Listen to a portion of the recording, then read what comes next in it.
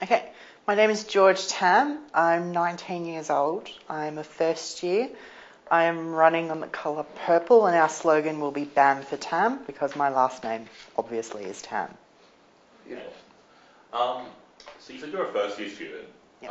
As a first year, do you think you have the experience and knowledge of student life on campus and the processes and protocols of the union to make the informed decisions you need to do if you're elected? Yes. I think that the union is essentially, it's a business run by students for students, and I think that it's incredibly important to have a first year's opinion on issues. And I think 1 out of 11 candidates, I think I have a fresh face, I have fresh ideas, I have professional experience in the business world. I've handled major events and clients and have done things on my own and gone above and beyond the expectations of what most people think of a first year or a 19-year-old, if that answers the question. Great. So one of your policies is making the USU more transparent through improved marketing services and activities. What do you think the relationship between the two is, and how do you improve marketing services and activities to make the USU more transparent? So I think the weakness that the union has at the moment is people misinterpret what the union is for and what the SRC is. And that line is very blurred and people don't really know what the difference is. So the USU, unfortunately, they do great things, but unfortunately they don't market themselves in a proper way. A lot of people don't buy access cards because people don't really know what access is about. And I think as you get further on in your degree, people don't really know, is it worth keeping access? I'm not really using it. And that's the reason why people don't use it, is because they don't know about the services, they don't know about the clubs, all that sort of thing. There's not an access to it, essentially. So what I would recommend, and it's one of my policies within that that we're working on, which will launch, I think, today. So what I want to make happen, I should say, is better marketing for the union. In that sense, I will try to put forward a policy that encourages volunteering of second years, third years, and so on for O-Week. So a mentoring program for O-Week, which will allow anyone who's not really a first year to give really that support to the first years. So they understand what access is all about. They understand the clubs, and it's like, oh, great. I went with Dave to Herman's that night, and, the Queer Review did this awesome thing. I think I want to join that. So I think it's improving that relationship and getting out there. I would like to see Enrolment Day, more union board members, really. Enrolment Day? On Enrolment Day as well. I would like to see, for the first year enrolment days, more people on campus giving you the ins and outs of things, and I guess giving the first years direct access as well as getting second and third years involved into union and student life, because that's really important.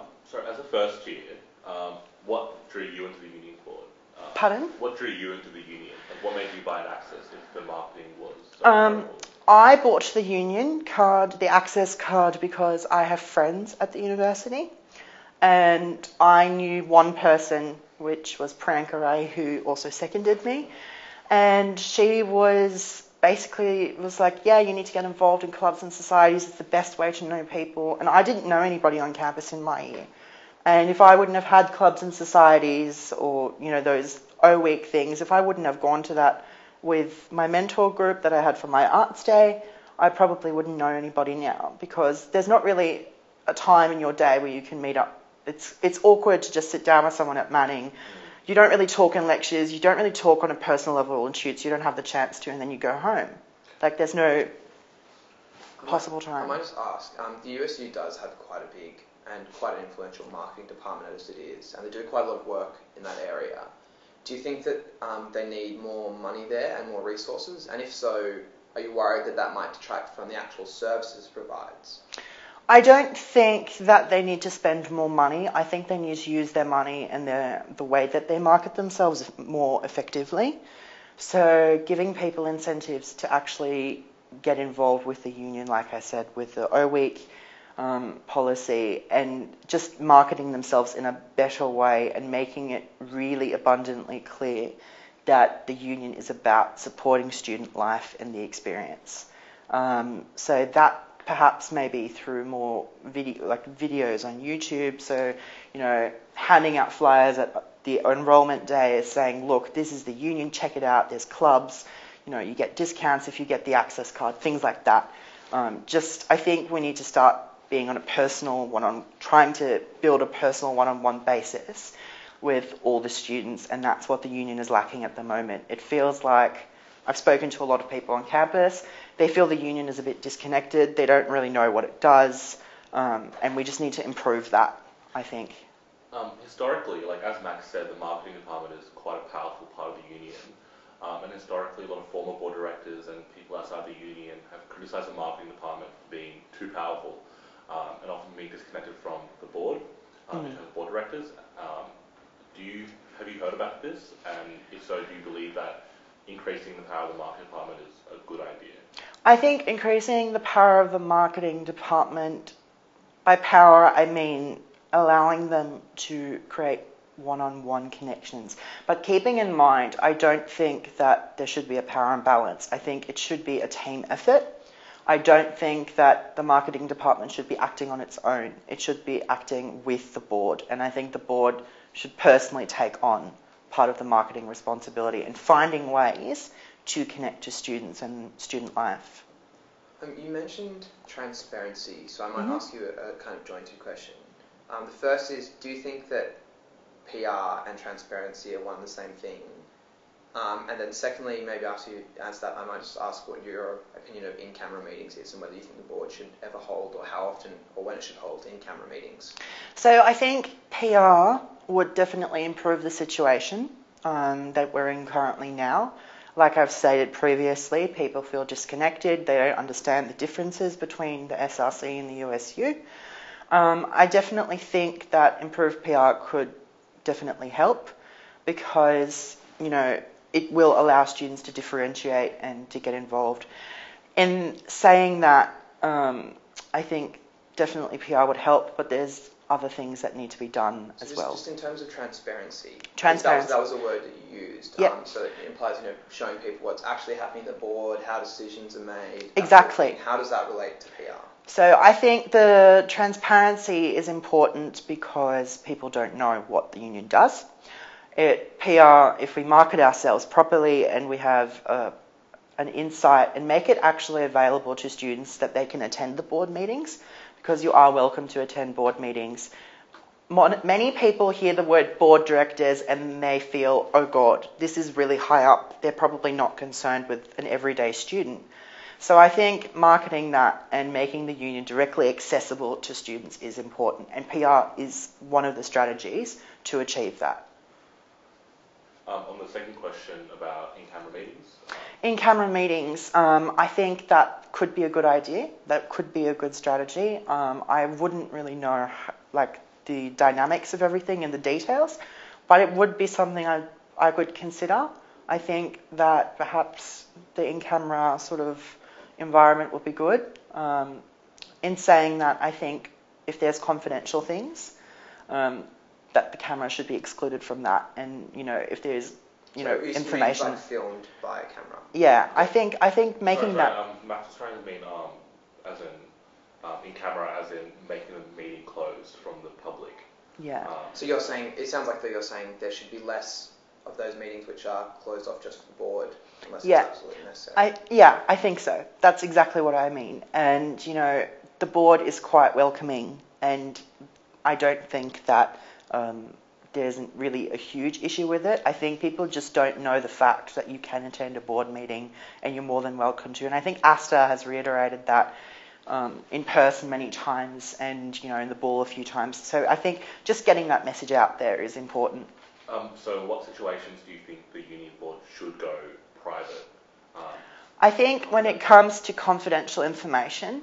So what kind of information do you think should be confidential? Okay, I think certain if we're discussing businesses, what we want to put into the union, that should be kept private because it's not really relevant to the student body. I think anything that's not really relevant to the student body and doesn't affect them directly, if it's a management decision that we need to make, then I think that needs to be public because people need to know what's going on. But I'm on the fence with that. Do you know what I mean? Well, like for example, a lot of discussion around fair trade coffee versus Rainforest Alliance was kept in camera because it was seen as a business decision. And like, do you think that kind of debate, which was pretty, based upon your personal beliefs and the politics around it, should be kept in camera? Or I think we need to find that middle ground. I think perhaps if we are going to keep these meetings private, we need to make a way that students can have a voice as well. And that's one of my policies as well, is for students to have direct access and have a voice on those decisions. So if there is a private decision, I still want I want to ask the students on their opinion as well, because the student voice, we are appointed and are supposed to be representing the student body, so therefore we should be taking the student voice into consideration when making a business decision. In terms of transparency, like continuing this theme, because Yep. I felt that this was a very strong theme of your campaign. Yeah. Are you aware of the union board's informal processes, like pre-board meetings, committees, and like the working parties? And Yes. do you feel like these contribute to transparency or detract from it due to its kind of secret nature, including email circulations, which are ways of making decisions without having it publicly available? I disagree with that. The board has made, when you go to the information sessions for board, as well as going to the board meetings, things are very open in that sense. Sorry, what was the question again? Going back. Like, are you aware of the committees and such? Sorry, yes. So, how they're private. So I think I disagree with that. The committees are very much, yes, they're in a private session, but people are aware of them and the projects that they work on. So, and if you went up to a board member right now, I'm fairly confident because I have just talked to board members who are quite open about what is going on in the union, and it's just a matter of being able. I think what this gets to the heart too, I think we'll make this our last question on the segment, but it's just that sometimes there are disagreements on the board over political issues or about what they believe the union is, what their role as representatives is. And sometimes those discussions are not had in public, which means it's hard for members of the public to have access to them and to be informed about the issues around them. And I think what Rafi was saying is those sometimes happen in those pre-board meetings, which are not like the normal board meetings open to the public. So do you think issues of the direction of the union and of its politics and the ethics of it as well should be public, or do you think there are circumstances in which it's okay for the board members to just have private discussion about those things? I think in exceptional circumstances it's okay to be private, but as my policy states, transparency, and I would like to see it public. But keeping that in mind, the union board is not a political playground. It is a business, and we need to see it as a business and not a political playground. So would you participate in pre-board confidential meetings, like to discuss? I would. However, I would, as part of my policies, as you can see in the book, I will still have direct access, and I want students to be able to contact me. I want to find a way to implement either a formal position of making direct access to the union, or keeping myself on as that if the union doesn't feel that they want to implement that strategy. To move on from the transparency issue, one of your other policies is the creation of union-funded bursaries for students. Yep. How will these operate, and how do you think they will differ from the bursaries funded by the university? So the main issue that a lot of students complain about, and it's a very valid issue, is people are coming back at the start of semesters, they're coming back from holidays, the bills are starting to pile up. They have $600 textbooks they've got to buy all up for their entire degree for the semester, They've got, train concessions, rent, bonds, all this sort of thing needs to be paid for. So I think having bursaries is the way to make the load on students easier. With how they would be implemented is we would have vouchers for textbooks, perhaps whatever the student body really needs, so travel cards that we can give out for a semester or something like that, as well as cash, so $500 bursaries here or there. The quantity of that will come down to budget, and obviously I would like to see as many of those being given out as possible. The way that you would get them, obviously, is applying for them and, making a preference as to what you would like to receive as a bursary. Perhaps a reason. We don't want to, perhaps putting in a means to sort of standard, because we don't want it to, obviously we don't want an abuse of that. So I think just going about it that way and making the student load lighter, if they don't have to buy a textbook for a semester, that makes a huge difference. Do you know what I mean? Or do you see it as a union's place to provide those bursaries as opposed to I think the university or the SRC? Because currently the SRC already provides student loans. Yes. And so the SRC historically, before the VSU happened, provided bigger loans. Do you believe that instead of the union providing these bursaries, they should instead be enabling the SRC to provide these bursaries? I don't think so. And my reasoning for that is the union is a business for students by students. We need to be able to be the lending. We need to be able to lend a hand. I don't want the union opinion now is that it's a one-way cash system, okay? I want the union to be able to give back to its members. So I think that it is, whilst the SRC is doing it, I think the more programs such as bursaries, the better, because it will allow students to benefit from those bursaries. Can you give us an estimation of what kind of size in terms of just money per student you'll be able to have access to these bursaries will be?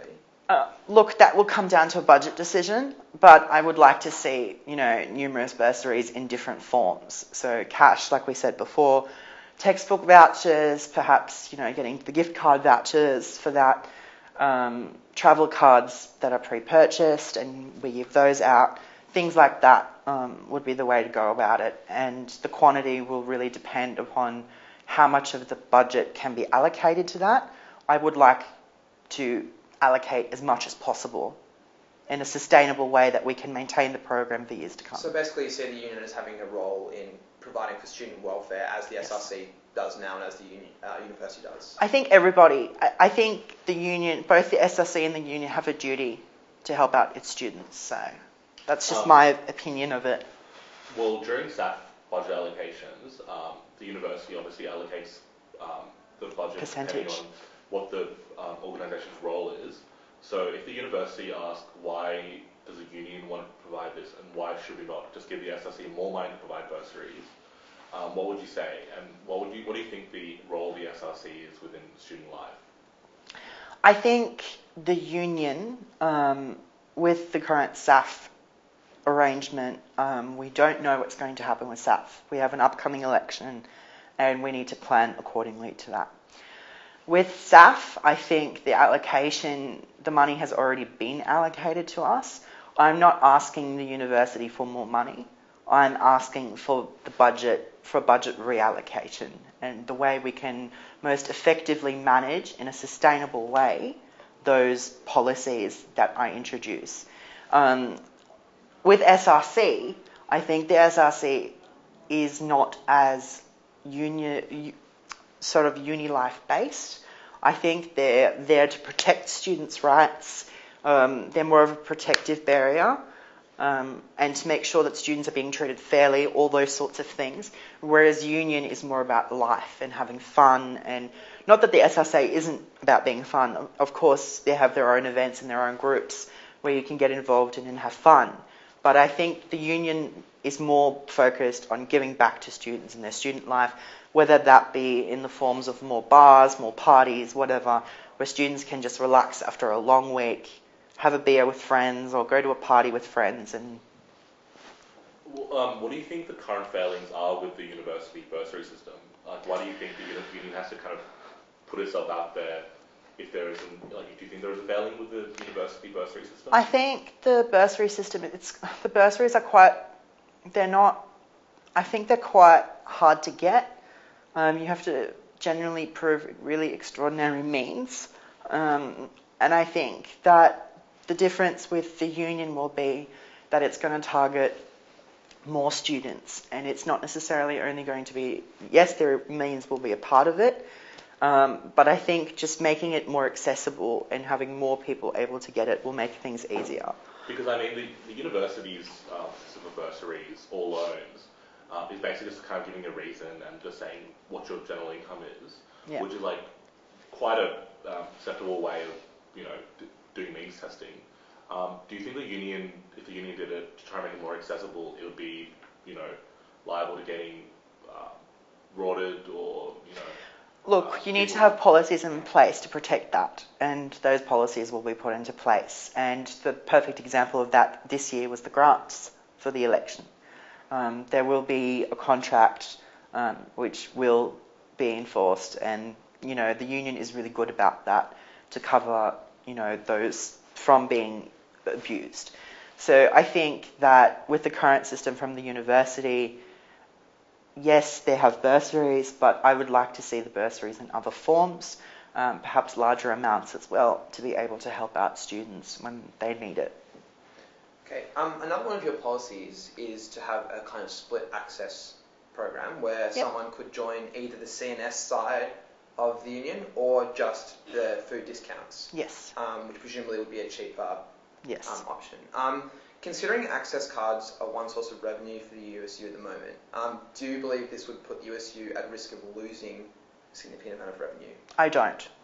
The reason for that is there will be a silver access benefits package, which basically refers to a bronze, silver, gold system. The implementation of what will be bronze or silver will be up to students, what they feel is more valuable. I think just having a silver card where you delegate discounts or food, discounts in clubs is just the best option. There will be prices according to that. The union won't lose money, mainly because if we increase our membership, which is what we need to do to be able to invest in other things to become sustainable, the union is making money for the first time in, I think, 15 or so years. So we're in a position now where we can introduce that silver benefits package as well as being able to allocate the money towards more discounts. If the union gets more members, whether that be for club use, I think will most likely be cheaper, whereas discounts will be that middle ground between gold and silver. So I think the union won't lose money in that sense because they're still getting revenue, but they don't have to allocate money for both sides. Do you understand what I mean? So they don't have to give more money to if you're a union member right now, the system is they have to kind of make sure there's enough money for discounts and there's enough money for clubs and societies.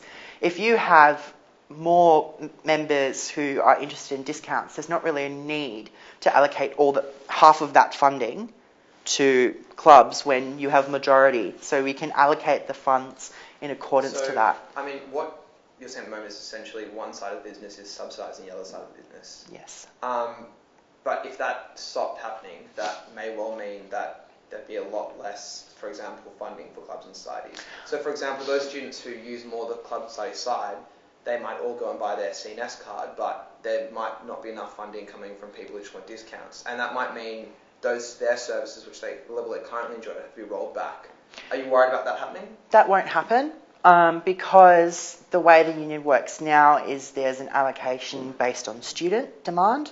So with clubs, you get a certain amount of money per club member.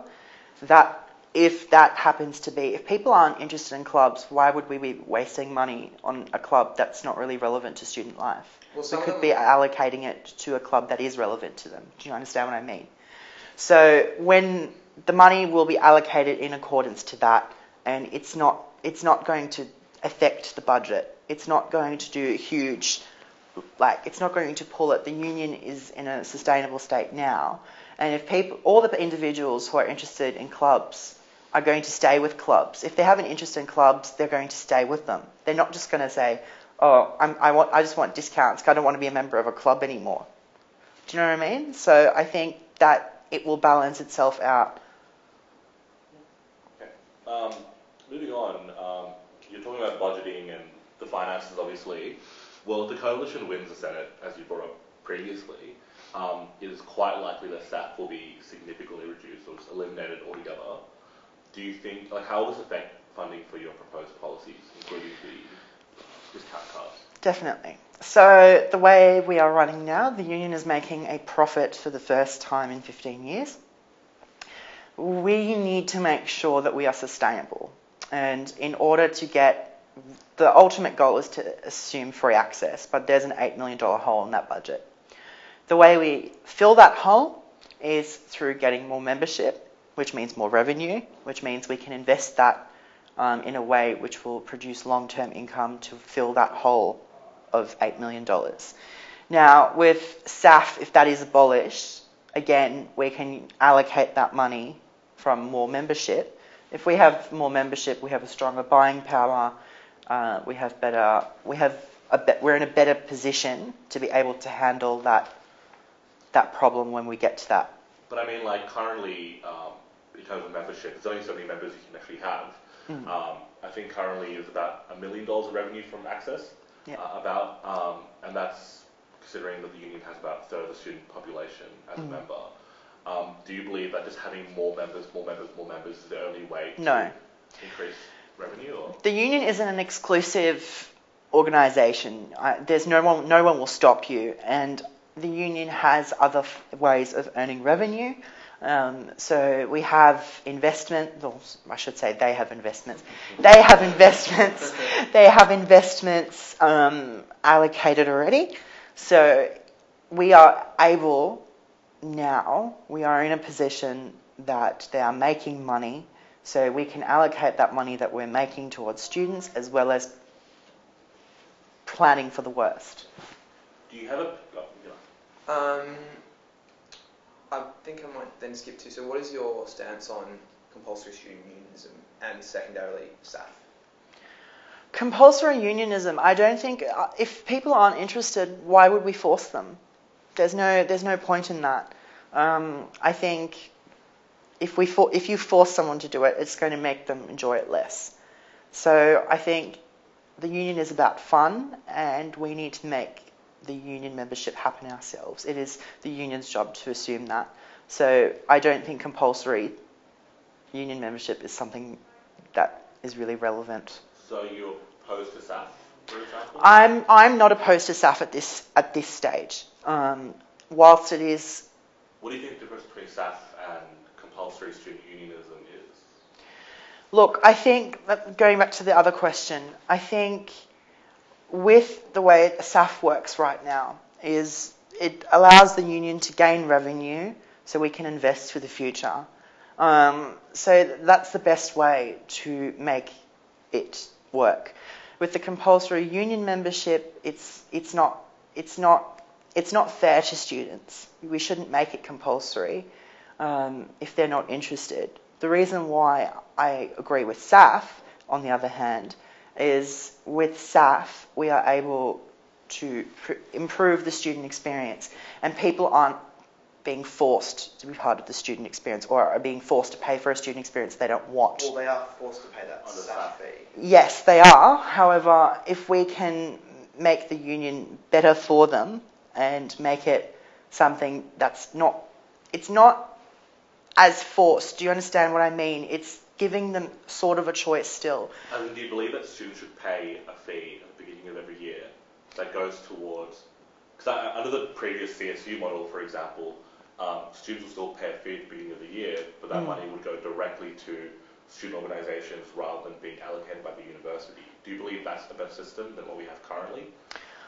I think the system that works effectively now. We have a system that is working. The union is making money. I don't think that there's a need to change it at this stage, but that can all change in the future if SSAF changes and whatever. So the union needs to be able to be flexible in that. Alright, we're kind of moving towards the end of our time here, so I might just ask a few quick questions really rapidly. Which other candidate do you most identify with who's running for board this year? I identify with Tara. Yep. Tara and I share similar viewpoints and policies, especially with volunteering for access discounts. So I strongly support Tara and hope that she's elected as well. What about the current board? The current board, the person I most admire is Jackie Monroe, as well as Asta. So, Asta ran in her second year and was kind of the person that encouraged me to run, as well as Reese. So, are you a member of any political faction on campus? no. And I'm proud of that. I am not involved in student politics. And I'm proud of that in the sense that I have a fresh face. I'm not influenced by any political hacks on campus. And I'm proud of that. And I think not being associated with any political party at this stage is the best thing because, again, the union is not a political playground. It is a business for students by students. So you're not involved with the Sydney University Independents, for example? I don't identify with any political group. I have my own political beliefs, but I don't think they are relevant to me being a board director to the union because my political beliefs don't really matter if I'm trying to improve a student experience. There is a certain politics around the board.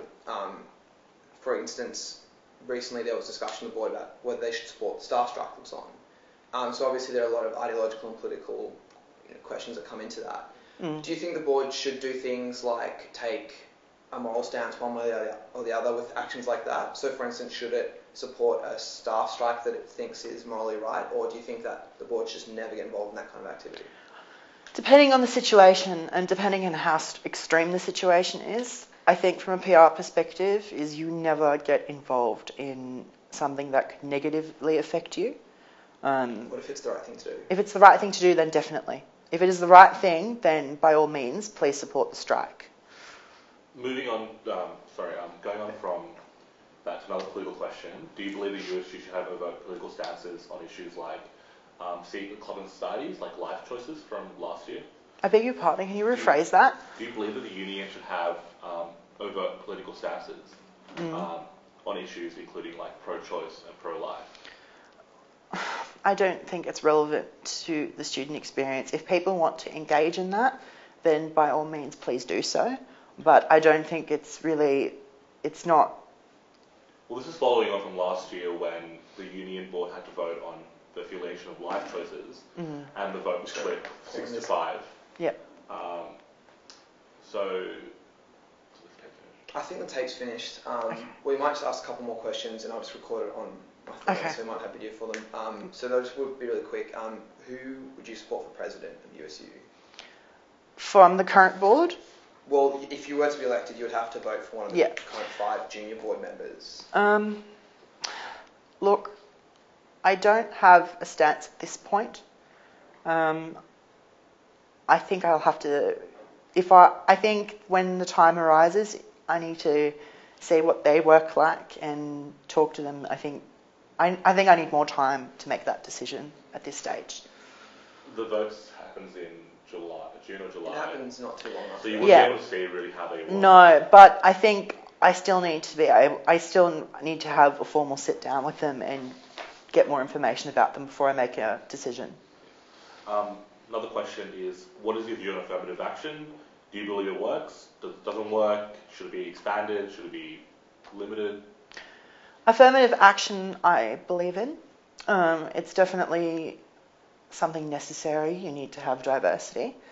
But on the same token, if, for example, it comes down to a man or a woman, and if the man has clearly gotten more votes, I don't think it's necessarily fair to allocate that spot. So there needs to be or a woman has more votes than the man, and there's only a male seat left. I don't think that's really fair. I think it. Well, I mean, the affirmative action way it works now is that it's females get minimum of 3. Yeah. So it's not really allocated to men.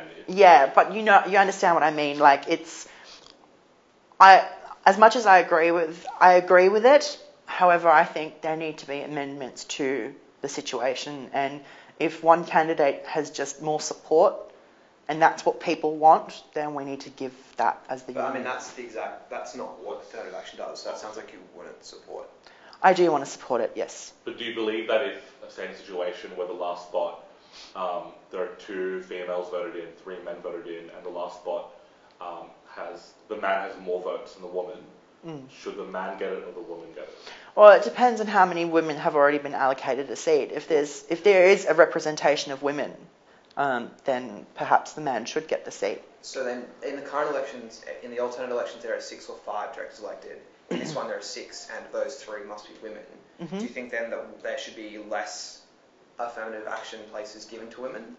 That will depend upon the election outcome. And I think right now we have a fair number of candidates. So 3 seats I definitely see 3 strong contenders already.